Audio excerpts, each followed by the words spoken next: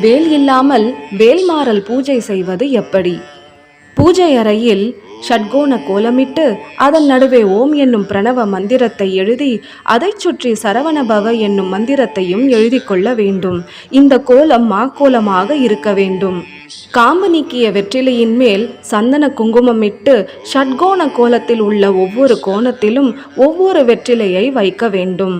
ஒவ்வொரு வெற்றிலையின் மேலும் ஒரு நெய் தீபத்தை வைக்க வேண்டும். சுவாமி படத்துக்கு அலங்காரம் செய்து, அதாவது மலர் சூட்டி நெய் தீபமேற்றி நைவேத்தியம் வைத்து, பின்பு ஷட்கோண கோலத்தில் உள்ள ஒவ்வொரு கோணத்திலும் உள்ள ஒவ்வொரு தீபத்தையும் ஏற்ற வேண்டும். பின்பு விநாயகனுக்கு முதல் வணக்கம் செலுத்திவிட்டு வேல்மாறல் படிக்க வேண்டும். வேல் இல்லாமலேயே வேலன் நமக்கு அருள் புரிவது இந்த பூஜையின் மூலம் நாம் உணரலாம். ஓம் சரவணபவ.